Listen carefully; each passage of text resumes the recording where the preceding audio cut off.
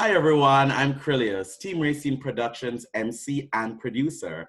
And today I am here with Michael Quander. How are you? Hey, I'm doing okay. How are you doing? I am doing pretty good. I'm doing pretty good. This is my first interview of the morning. We've been doing them for weeks now. And it's Uh-huh. great to have you here. How are you doing? How are you dealing with this whole pandemic? I'm doing okay. Obviously I work in the news business, so I'm like nonstop. I'm surrounded by 24/7 at work, at home, in my Mhm. social life, whatever social life I have left, I guess. But no, I mean, I'm doing okay. I think my heart just goes out to everybody who's like really either dealing with this from a sickness standpoint, or they lost a Mhm. loved one, or if they lost a job or furlough. So I know a lot of people are going through a lot more than what I can. So I really can't complain about anything. Definitely. Well, I mean, you mentioned, working in the news. So how is that? Because I feel like that is something you would have a very specific and unique perspective on this entire thing, working in that industry and being around it every day and reporting on it, hearing about it and researching it. Like it basically takes up your day. Yeah, I mean, it really does, but I think that this is the time when journalists really shine, right? Mm-hmm. So a lot of times no one really sits down and like, really kind of watches the news like they used to back in the day. Now people are really craving smart information, Mm-hmm. information that they can trust and make their life decisions on. And also, I think I found the value in being able to be a voice for people who may not feel like they have one, especially, we think about DC and all the changes that we've had here. Yes. I really like to be able to be a voice for people who live east of the river or who live in marginalized communities that don't have a voice all the time and who don't always know the resources that they have available to them. So it's been definitely an interesting experience. I will never forget it. None of us will ever forget this. But Oh, just definitely as a not. journalist, yeah, I mean, as a journalist who's working in DC, man, I'm like, it's crazy because you have a lot of stuff going on, like in politics and stuff like that too. But as a Mm-hmm. local journalist, being able to really speak to the people who live here, and I'm from this city, so I'm found that even more of a passion kind of delivering the stories. Yeah, and I can even just imagine, I went to Howard for journalism as well, and a thing like this, this is the kind of moment, one of these, history making moments where a journalist,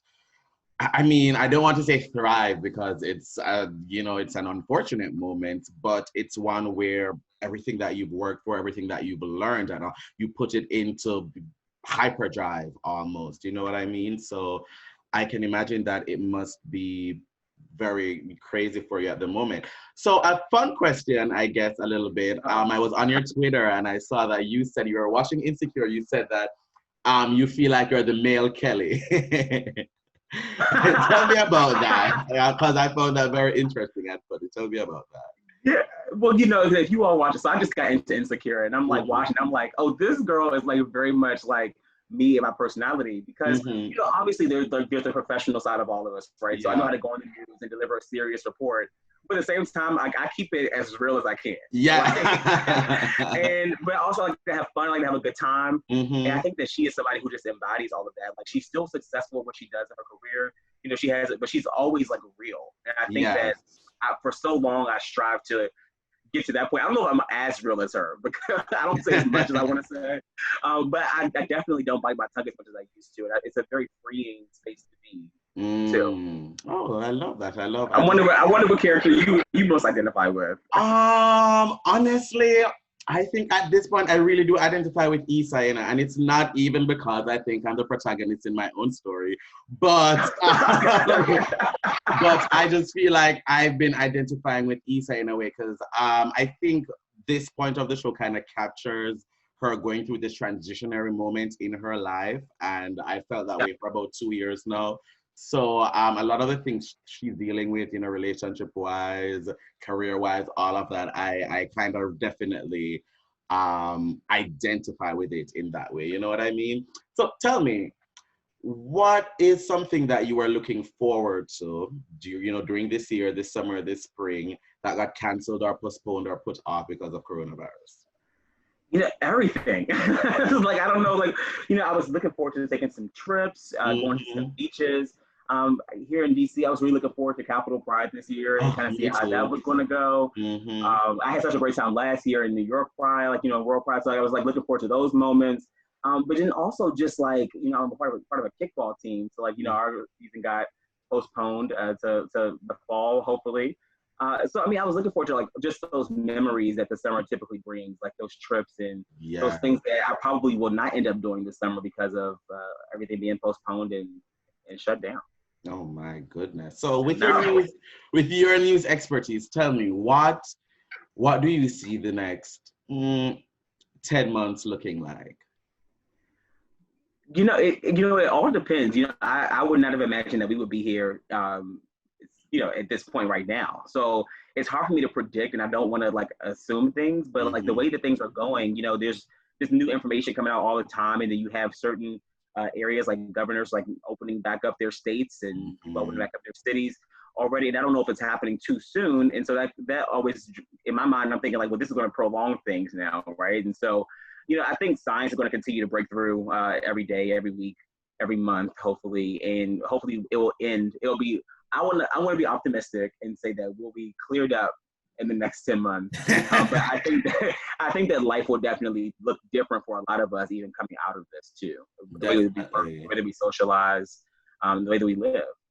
Speaking of coming out of this, I don't know, give our viewers some hope or some advice about the end of it, some light at the end of the tunnel, something to make us feel good, looking forward to some potential end to this. Yeah, I think I look at the coronavirus, and the moment you bring it up, it's a very sad thing to talk about. We don't Hmm. want to hear about it, and we get inundated with this information. But I often say that in times of tragedy, we really see how human we can be. And so for me, it's not about only reporting the facts about the stories or reporting the things that someone may be scared about, but it's about talking about those things that the neighbor that helped out uh, Hmm. get their elderly neighbor some food, or the organizations that are donating so much to the community. So you see people just really holding a sense of humanity that I think we had once lost, that Yeah. I didn't see a lot of. So I'm hoping that at the end of all of this, we will be nicer to each other, and that we will have learned something through this process about how to treat your fellow human being and your family and your friends. That is so wonderful to hear. And I agree. I agree. That's something, I want to hold on to. And I want to see the best in all of us. That hopefully this thing, instead of tearing us apart even more, brings us together at the end of this, Yeah, look, it's already bringing us together too. Look at There that. we go. Exactly. I agree. I agree. Because um, I've never used Zoom before this whole entire thing started. And, I've been doing brunches, gay brunches on Sundays with my friends over Zoom. Like Yes. 7 of us get on brunch and we're drinking mimosas and like having a good kiki for 5, 6 hours. Like the time just Yes. flies by. Yeah. Turn out, and And it's like I didn't even realize that much time passed by. yes, Yeah. exactly, exactly. And so, there are some upsides to it. It's almost like physically we're not able to see people, as much and be able to be intimate with them and hug them, everything like that. But it's brought out something in people where, okay, since I'm not seeing people, we have to find another way to communicate, another way to fellowship, you know what I mean? And Yeah. so I think that's something good.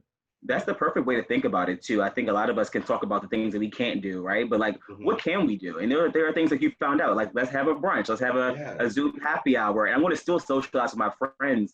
One of the things I really like about it too, if I could just say that, is Yeah. that I've appreciated the fact that there's not as much noise in the middle of our relationships, right? So we're Yes. able to really connect with people on a more intimate level. And I think we talk about some of the things that we may have not talked about before, like your fears and your wants and your dreams and like your goals, and how this virus and this pandemic is making you kind of either rethink it or fuel you to go after those dreams and those goals too. So it's a catch-22. It's a sad thing, but there is so much positive I think that can come out of this too. Yeah, I agree, definitely.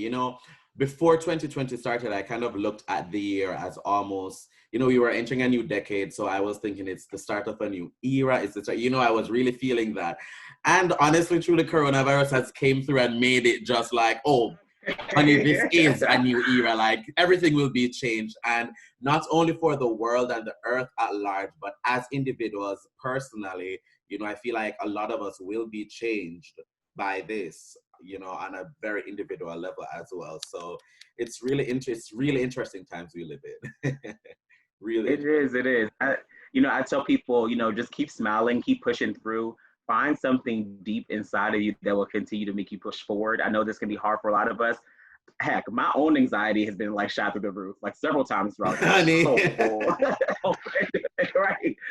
So, I just try to find something that makes me remember why we do what we do, and remember like why we live the lives that we live too.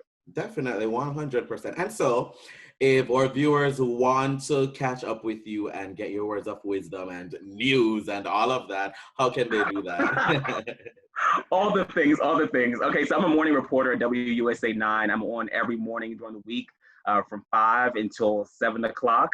So we're on there delivering the news. But then outside of the news, I like to have a good time too. So follow me on Instagram or Twitter. It's at Mike Q Reports, or on Facebook if you're still on there. We still have a party with our Facebook Lives. And so I do that. That's at Michael Quander Reports. Awesome. Well, Michael, thank you so much for joining me today. It was wonderful. Thank you. Thank you for having me. I'm excited about this. Me too. Me too, 100%. And to our viewers, thank you for watching.